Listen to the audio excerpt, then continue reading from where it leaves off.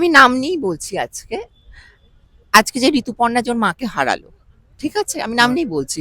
ও যে তখন সেই সময় যে শাঁখ বাজিয়েছিল, ঠিক আছে? তা ও তো এবার নিজের মাকে হারিয়েছে। এখন আমরা যদি এরকম শাঁখ বাজাই, ওর কেমন লাগবে? এইটা ঠিক অভয়ের মায়েরও কিন্তু ঠিক এই কষ্টটাই হয়েছিল। এটা বুঝতে হবে তোমাকে। আরজি করের ঘটনার সময় ভাইরাল হয়েছিলেন সুচিত্রা, আর সেই সুচিত্রাকে সুচিত্রার সঙ্গে আমি এই মুহূর্তে রয়েছি। সুচিত্রার কাছ থেকে একটু জেনে নেবো। অনেকেরই অনেক প্রশ্ন রয়েছে, সুচিত্রাকে, হুইজ সুচিত্রা হঠাৎ করে এতটা ভাইরাল হয়ে গেল, তার মুখের কথাগুলো যেন প্রত্যেকটা জায়গায় কপি হওয়া শুরু করে দিল। আর সেই সুচিত্রা আমার সঙ্গে। সুচিত্রা, নমস্কার। বলছি, আপনি ভাইরাল, মানে এই মুহূর্তে যতজন সোশ্যাল মাধ্যমে ভাইরাল হয়েছে তার মধ্যে একদম অন্যতম আপনি। আমি নাম নিয়েই বলছি আজকে। আজকে যে ঋতুপর্ণা যে ওর মাকে হারালো, ঠিক আছে? আমি নাম নিয়েই বলছি। ও যে তখন সেই সময় যে শাঁখ বাজিয়েছিল, ঠিক আছে? তা ও তো এবার নিজের মাকে হারিয়েছে। এখন আমরা যদি এরকম শাঁখ বাজাই, ওর কেমন লাগবে? এইটা ঠিক অভয়ের মায়েরও কিন্তু ঠিক এই কষ্টটাই হয়েছিল। এটা বুঝতে হবে তোমাকে। আজকে তুমি তোমার নিজের মায়ের বেলা মেকআপ ছাড়া বেরিয়ে গেলে, আর ওর মায়ের বেলা তখন ও একটা মেয়েকে হারিয়েছে, তুমি মেকআপ করে চোখে কাজল পরে শাঁখ বাজাতে বসেছো। দুটোর মধ্যে পার্থক্য আছে। তাহলে আমার কথাটা বুঝতে পারছেন কি আমি কি বলতে চাইছি? নিজের বেলা যখন হচ্ছে তখন তুমি তুমি অন্যরকম ভাবে তুমি রিয়াক্ট করছো, আর অন্যের বেলা তুমি অন্যরকম ভাবে রিয়াক্ট করছো। তাহলে করো না। আমার বক্তব্য হচ্ছে আমি যদি কিছু না করতে আমি করবো না, কিন্তু ওই রকম ভাবে করো না।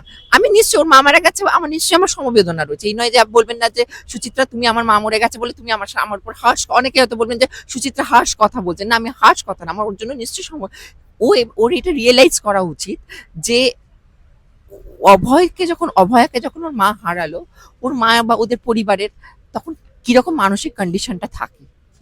আজকে তোমার মা মরে গেছে বলে তুমি মিডিয়াকে ডেকে তুমি চারিদিককে তুমি দেখাচ্ছ, দেখিয়ে বলছো দেখো আমার মা মরে গেছে, এই গেছে, কত কান্নাকাটি করছো। নিশ্চয়ই তুমি মা মরে গেছে, নিশ্চয়ই কান্নাকাটি করবে। কিন্তু অভয়ের মায়েরও কিন্তু কেসে কিন্তু ঠিক এই জিনিসটাই হয়েছিল, তুমি যখন ওরকম করেছিলে। এখন আমরা যদি এরকম উৎসব করে নাচতে যাই, অভয়ের মা তো হারিয়েছিল, অভয়ের মা তো দেখলো যে আমার মেয়ে মরে গেছে আর এরা উৎসব করলো।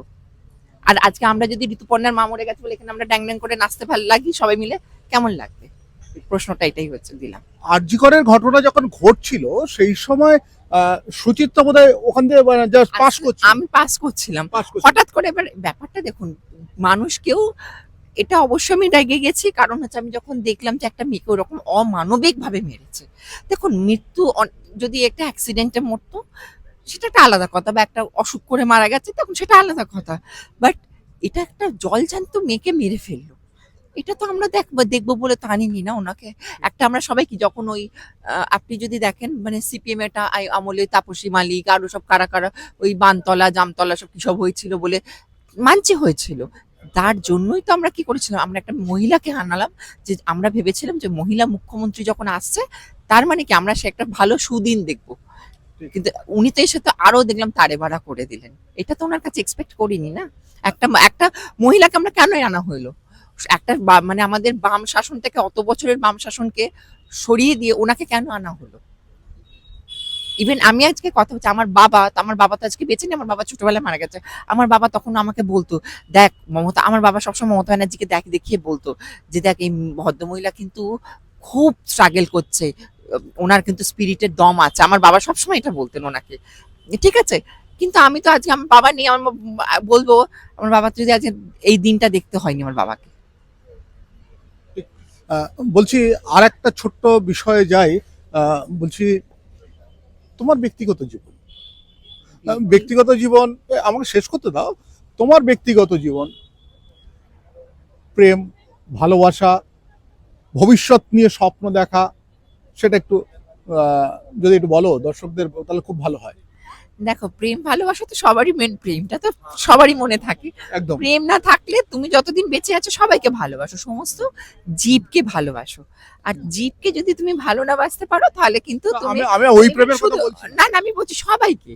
ওই প্রেমও তো আছে, ওই প্রেমও দেখুন, ওই প্রেম যে নেই তা কিন্তু নয়, ওই প্রেমও আছে, নিশ্চয় থাকবে। আমি যাকে মানে দেখুন, আমি যাকে ভালোবেসেছিলাম 7 বছর আগে ভালোবেসেছিলাম, সে আমাকে ছেড়ে ঠিক আমার যখন খুব ক্রুশিয়াল টাইম তখন আমাকে সে ছেড়ে দিল। খুব বাজে টাইমের মধ্যে আমি যাচ্ছিলাম। দেখুন এইগুলো না বা জীবনে দেখবেন। ভালোবাসা বলতে সেটাকে সংসার সংসার করবা। সংসার না বলছি, ভালোবাসা বলতে গেলে আমি যাকে প্রথম 7 বছর খুব ভালোবেসেছিলাম, সে আমাকে বুঝলো না, সে তখন ছেড়ে চলে গেল, সে বললে সে সন্ন্যাসী হয়ে গেল। আসল কথা সন্ন্যাসী না, তার ঘরে অলরেডি বউ বাচ্চা ছিল, ধরা পড়ে গেছে।